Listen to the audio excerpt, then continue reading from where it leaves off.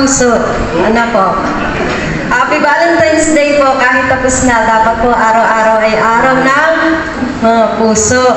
Kami po sa LGU Calamba na pinamumunuan po ni Mayor Ros Rizal, ay manugod po kayong tinatanggap sa araw na ito. At ang aming pong tanggapan ang Cooperative and Livelihood Development Department sa pamumuno po ni Dr. Leonardo F. Opoloncia. Kami po ay nasa lower ground, room 24, basement po ng City Hall. So kung meron po kayong mga naising tungkol po sa ating kooperatiba, sa ikauunlad dito, welcome po kayo sa aming tanggapan. So bago po tayo magsimula, kami po ang Promotion, Education, and Training Department po ay bumabati po sa inyo ng isang magandang umaga. At we welcome po kayo ng ating bagong kasama, ang bagong-bago po sa kooperatiba, ang batang-bata si Sir Art Mijares. Good morning po, good morning. Bago tayo magsimula, ano natin, alam niyo po ba ang pinaka-best OOTD sa araw-araw? Yun po yung inyong smile. So the best, oo, di ba, tita? Makita ko yung smile natin, sabi nga ang smile daw nakakabata. Naniniwala po ba kayo doon? Tingnan nyo, walang matanda sa co-op. May natanda ba sa co-op? Si Tito Jaime, kahit kailan, hindi ko nakita nagkaedad yan, di ba? Kasi nga, lagi nakismile. So the best OOTD for today is your smile. So pakita natin. At dahil dyan, i-welcome natin lahat ng participant natin ngayong araw. Yung pong ating listahan. Pero lagyan natin ng twist. Halimbawa, from Calamba Parish Development Cooperative, ano ba yung pwede nyo ipakita sa amin kakaiba? Oo. Para magkaroon ng twist, uunahin ko yung mga magaganda yung smile. Nasaan po ba yung ating listahan? Ayan. May premium po. Huwag kayo mag-alala. 1,000,000. Okay po ba sa inyo yan? 1,000,000 palakpak, pagmamahal, at marami pang iba. Umpisahan po natin sa pinakamaaga dumating. Ito ba talaga naman si Tata? Siya pinakamaaga. Tama ba? Ito yung first pick. Yes po. Ang pinakamaaga. Ayan. Sino may galing? Papanood sa akin. Ayun. Hello. Hello, mic po ito. Ayan, mic nga. Okay, ang ating pong unang participant mula po sa SR Tasco. Pinangungunahan po ni Chairperson Jaime Enriquez. Palakpakan po natin. Tayo may gusto kong sabihin? Apo. Wag pong kwento ha. Ano lang mga 3 words ka na. Patuloy po tayong magsikap na mapaunlad ang ating co-op. Kami po sa co-op namin ay kailangan po ng dagdag sikap para mapaunlad ito kasi hindi po naman malaki ang kinikita namin. Salamat po. Sa inyo, di ba? Sabi nga ng isang kilalang politiko, sipag at tiyaga. Malamang, puro subdivision na Pilipinas. Sino po kasama niyo, tatayan mo? Siya, kayo lang po. Sige po. Kaya-kaya niya yan. Mula naman po sa isa pa ring masipag na kooperatiba mula sa Kalambuhayan Marketing Co. Nauna po si Tita Rosemary, saka siyempre, nandito ang kanilang chairperson. Tama ba ako? Yes, hindi ito patatalo. Ano po masasabi natin? Love you all. Bagong-bago po yun. Ngayon lang narinig. Love you all. Mula naman po sa kooperatiba. Uy, ano to? Bakit wala nakasulat? Ito bagong-bago, baby doon na po. Palakpakan po natin kayo naman pag may pinapakilala, papalakpaka.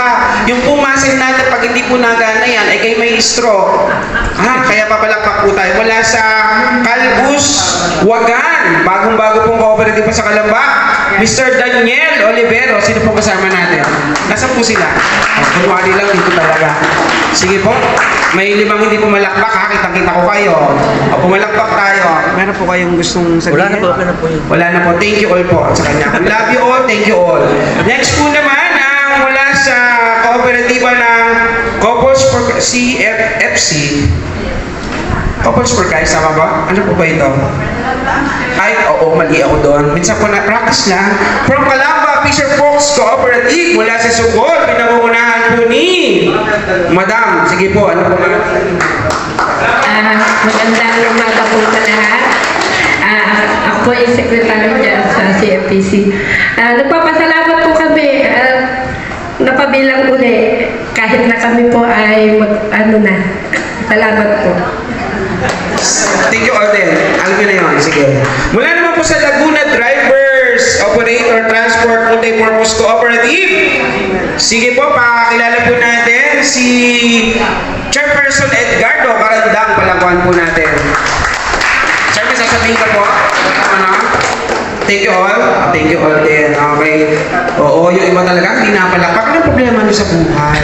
Ha? Palakpak tayo. Okay, kasama po niya si Ma'am Teresita. At wala naman po din from Bacala Transport Cooperative. Nasa inyo, ba't ikaw lang po ba? Treasurer po si Mr. Oliver Pamplona. Ay, sorry po. Good morning po. Good luck na lang po sa training natin. Yan. Good luck! Dapat pala one word na lang. Good luck. Thank you all. Love you all. Di ba? Okay. Kayo lang po mag-isa sa Bacala. Wala si Kuya Toto. Mula naman po sa CTL Transport Cooperative. Pinangunahan po ng treasurer. Saka po ng kanilang member si Mr. Ryan Motas. Nasaan po sila? Yan. May one word po ba kayong gusto sabihin? Good morning po sa lahat. Enjoy the day, honey. Alam kuya ha, good morning. Yan. Okay po, good morning. Mula naman po sa, ano ba ito? Abbreviation kasi. Barangay Burol Organic Agriculture Cooperative. Pinangunahan po ng kanilang treasurer, si Miss Virginia and Marites Moncayo. Nasaan po sila? Palakpakan naman natin. Kayo talaga. May one word po ba kayo dyan? Welcome na lang po to everyone. Welcome na lang to everyone, to overall. Sige po. Susunod naman po ang San Cristobal Credit Cooperative. Pinangunahan po ng kanilang chairperson, Elenita Javier. O, ito kamag-anak to eh. One word. Kamag-anak. One story. Ayun, one. Good morning everyone. Nagpapasalamat po ako sa CLDD for the sunset. Forever day. Thank you forever naman ang word nyo. Wala naman, ito naman kasama na nabanggit na kanina. Mula naman sa Mapatok, oo, ang pinakamasarap na kape sa balat ng Kalamba. Pinangungunahan po ng ating treasurer, Ma'am Marlene. Marlene ba to, Marlene? Ano po? Huwag yung sabihin kape, sasabihin nyo.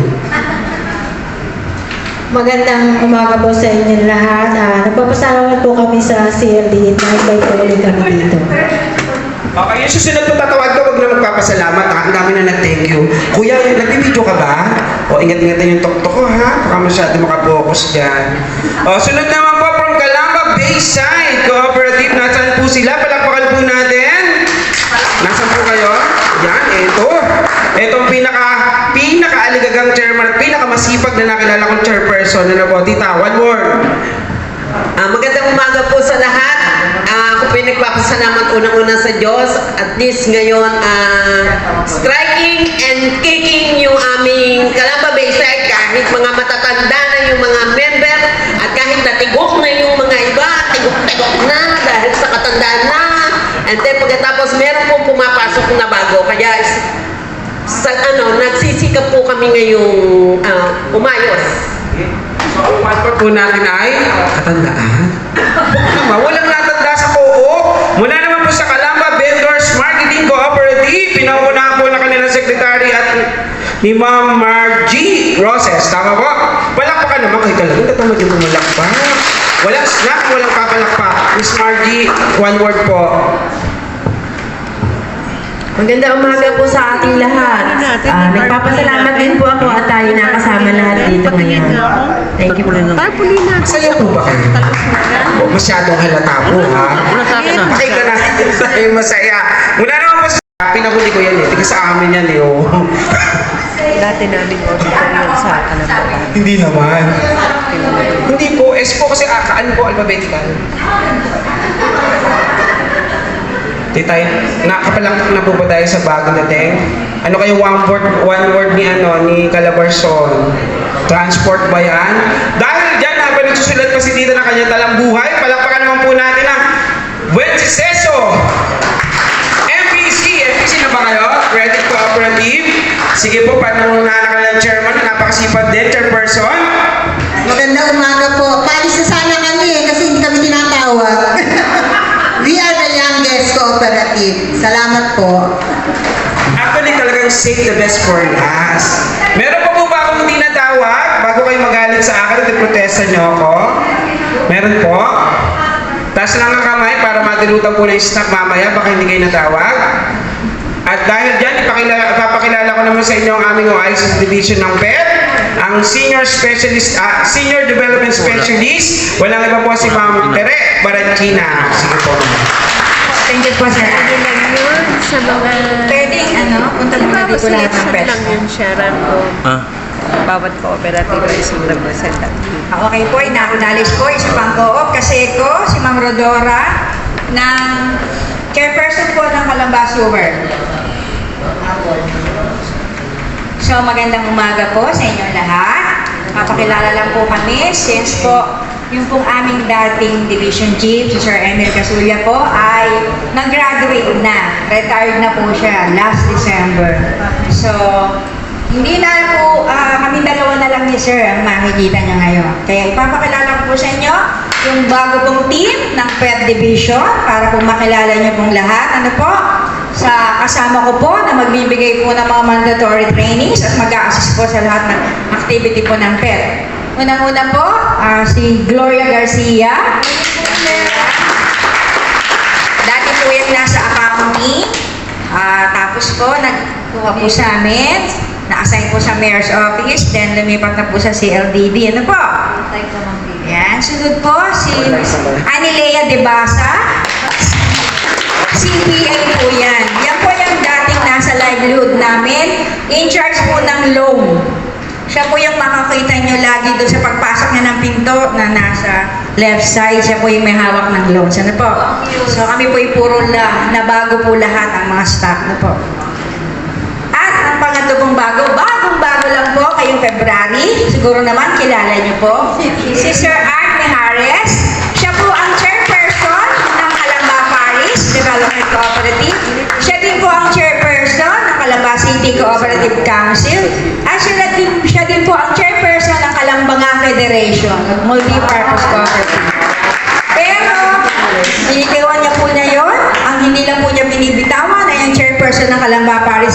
At siya po ay nag-join na sa amin sa CLDD. Kaya siya po yung mga kasama namin. Yan po yung bumubuo ng PEP Division. Ano po?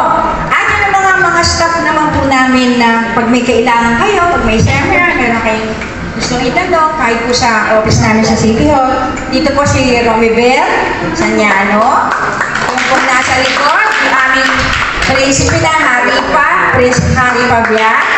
At si Dobra rin po namin, may Dobra dito, si Larino.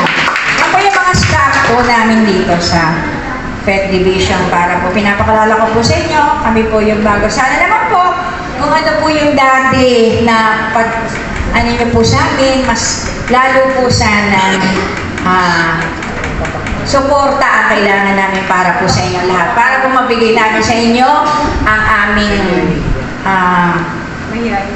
ang lahat po ng aming effort na ibigay po namin para po maging maganda po ang ating susunod na mga series of mandatory trainings at cooperative development trainings. Kami po ay nag-focus na ng advance ng schedule po. Kung makikita niyo po, meron na po bang nakakita ng post para po pwede na po kayong magpa-advance ng magpapa-reserve. Kaya lang po, binabalikan din namin. Minsan po may nagpapa-advance pero pagdating po ng araw ng seminar ay nakakalimutan. Nawawala. Yun, ganun lang. Sana po ay mas madali po yun. Ano po? Kaya ngayon po, kaya kayo nandito, 26 talks po yung pinatawag. Para po sa ating taon-taon, meron tayong tinatawag na subsidy program. Ano po? Para po sa mga micro-co-ops na 3 million below. Para po matulungan po namin kayo, para po mabigyan kayo, ito po yung ating mga external auditor. Mamaya po papakilala na namin sa iyo, pero kilala nyo na naman po sila. Para po mag-assist nga po sa inyo, tumulong para po sa pag-aayos ng papel nyo. Pero, hindi po ibig sabihin ay sila po yung gagawa. Ano po? Lahat po na nandito, lagi na pong kasama sa repertoire subsidy program. Yun po yung sinasabi ng aming boss, Sir Opulencia, na ang tagal-tagal na po, laging naandyan. Pero hanggang sa ngayon po, hindi pa din po daw natututunan kung paano yung tamang paglilibro. Sana naman po ay pagdating dito ng aming hepe ay ganun din po yung sasabihin. Sana naman po, ito na po yung para tayo ay talagang matuto. Dahil yung po yung sinabi sa aming mga external auditor na hindi nyo dapat basta pipirmahan. Kailangan alam nila kung anong nilalaman. Dahil minsan po, ang nangyayari, pagdating sa BIR, merong makikita na mali ang entry.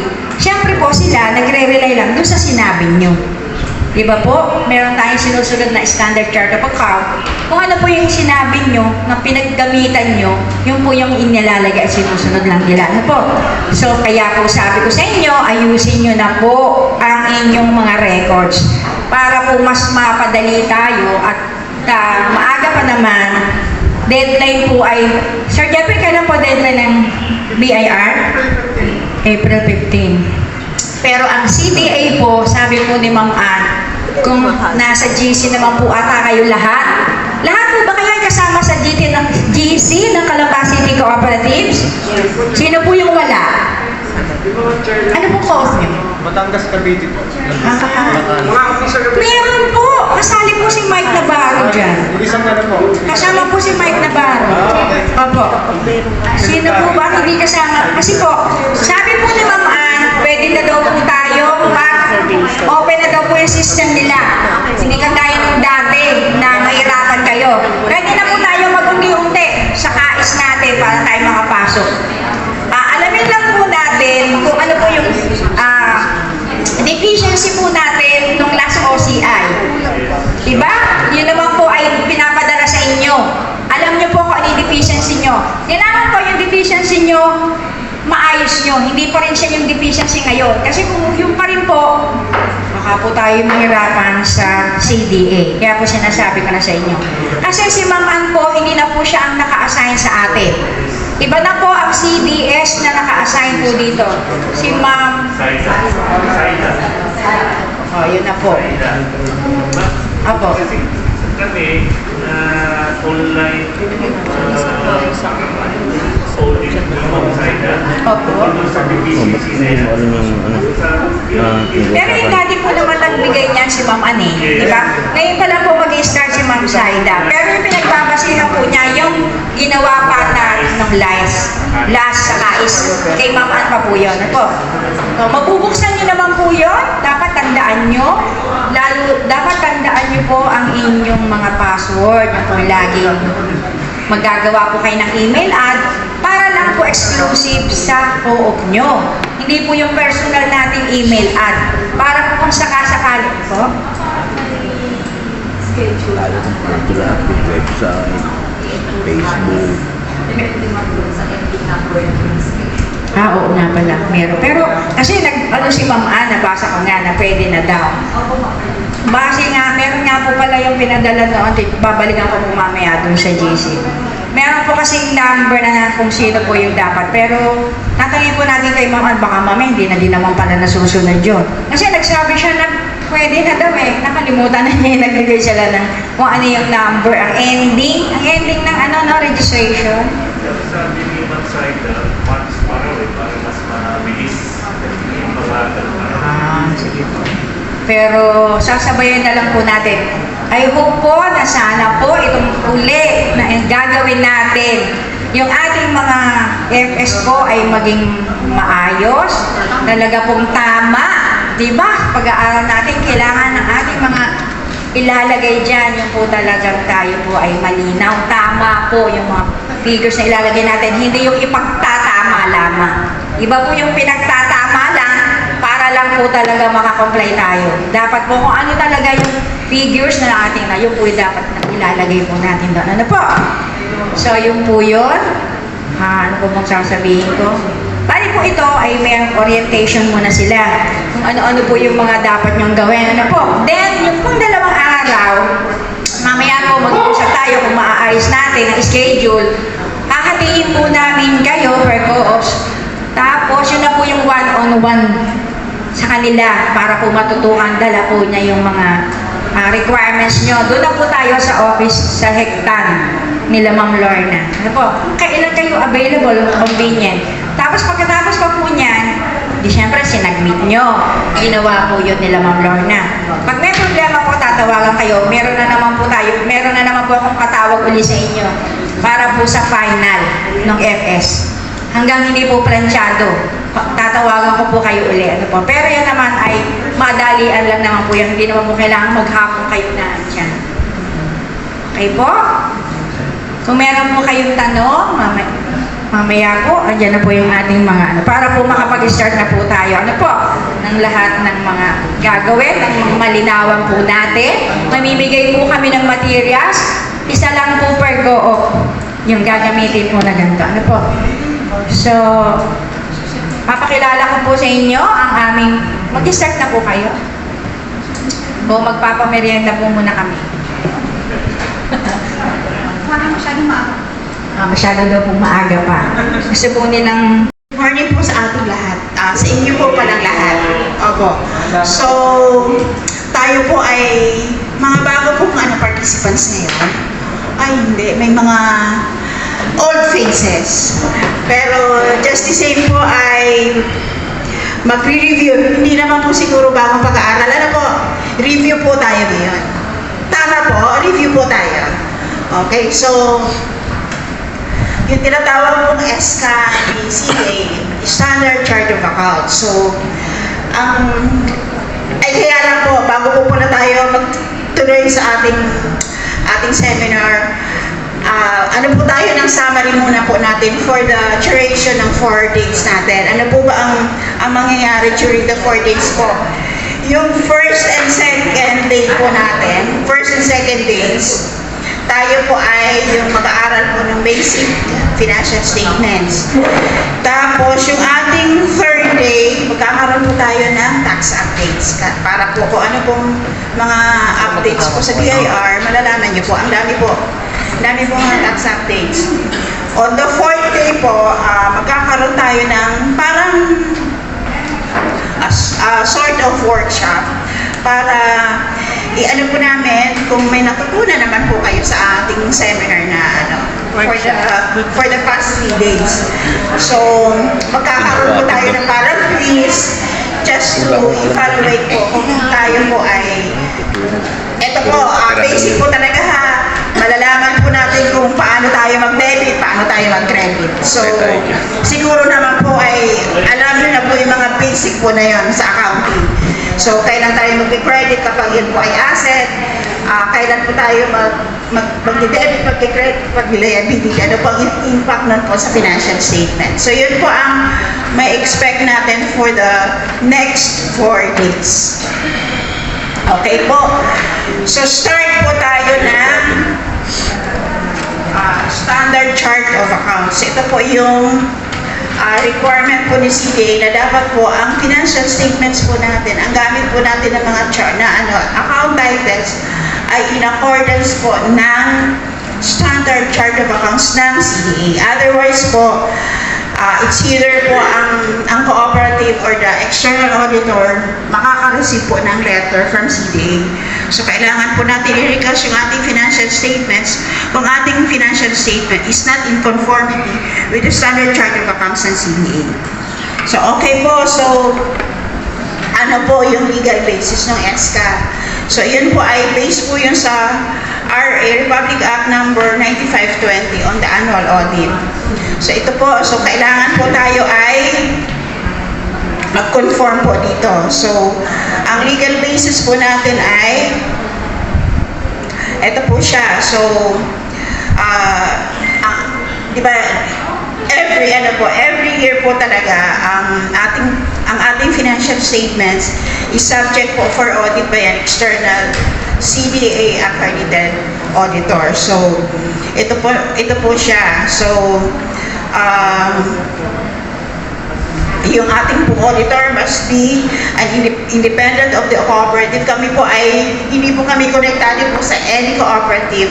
Although ako naman po ay officer din po ako ng isang primary cooperative, pero po ay independent naman po ako kasi ang ina-audit ko naman po internal, hindi naman po ako external ng primary cooperative na yun. So, wala pong contradiction yung ginagawa ko po sa cooperative and as external auditors ng ibang mga cooperatives.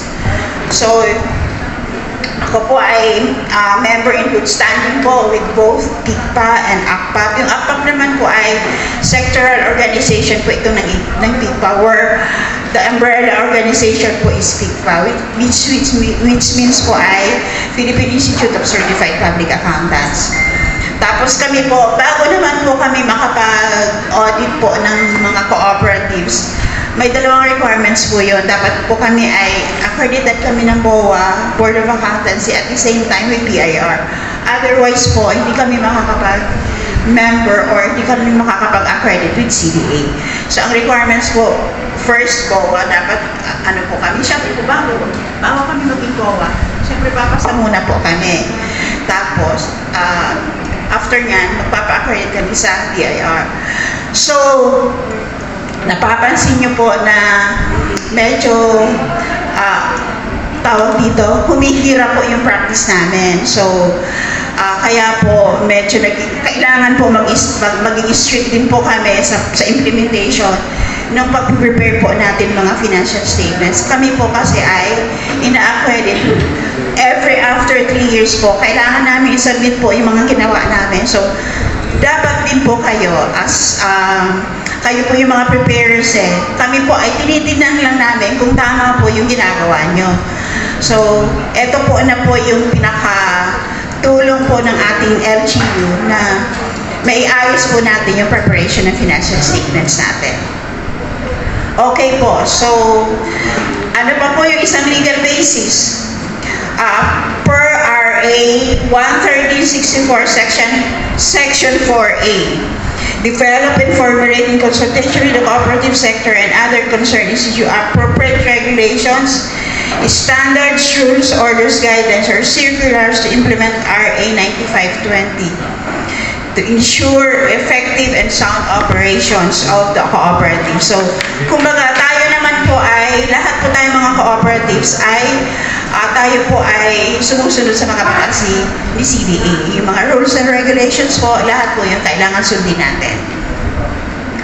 Okay po, so yun po yung mga legal basis, yung nag-audit po sa inyo, at saka ano po ang kailangan gawin po ng each cooperative para po tayo makapag-conform with the rules and regulations of CDA. Ayan po yung nag-monitor po ng mga activities ng mga cooperatives, si CDA.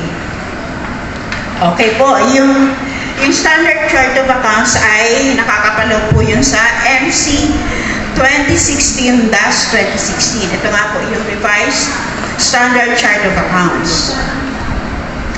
Kayo po ba ay, sa inyong mga cooperatives po, meron na kayong tinatawag na Chart of Accounts? Kayo ma'am, kilala ko kayo ma'am.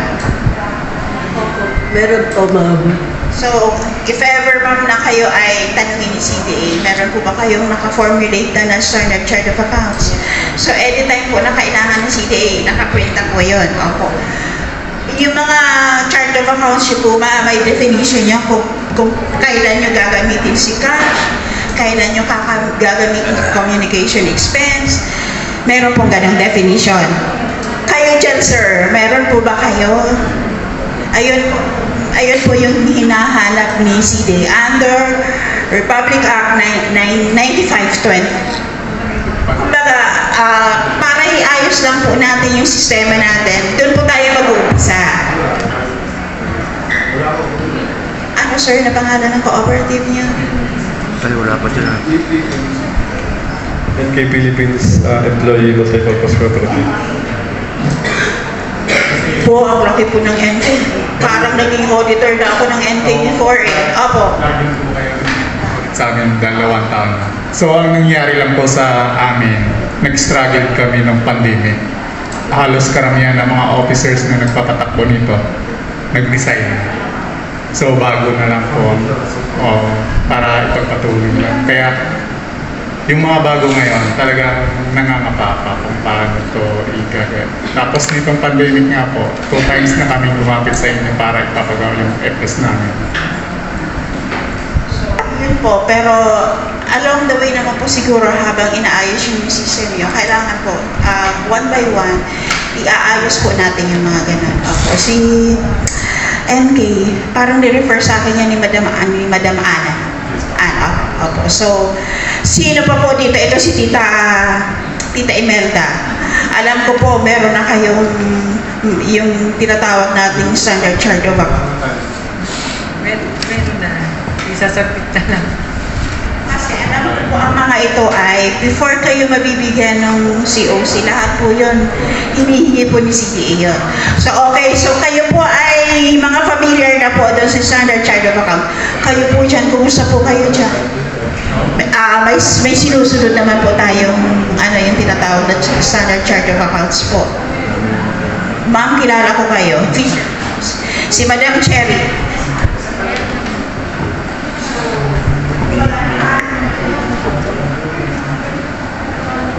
Si Sir, Sir yung pangalan ng cooperative. Sa taas pa, ito sigurado ito. Nandiyan dyan si Tita Carmen. Okay, so, maayos.